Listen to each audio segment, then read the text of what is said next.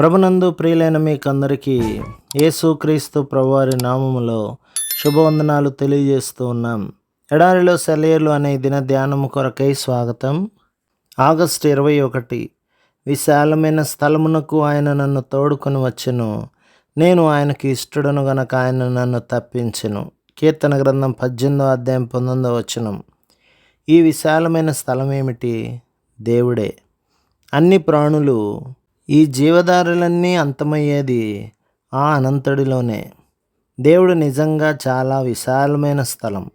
దావీదు అవమానాలు, దూషణలు, లేమి వీటన్నిటినీ సహించి ఈ విశాలతలోకి రాగలిగాడు. మిమ్మును గద్దరెక్కల మీద మోసి నా యొద్దకు మిమ్మును ఎట్లు చేర్చుకుంటేనో మీరు చూచితిరి. నిర్గమకాండం 19వ అధ్యాయం 4వ వచనం. సంపూర్ణ విధేయతలోకి నావ నడిపించడానికి భయపడుతున్నాను.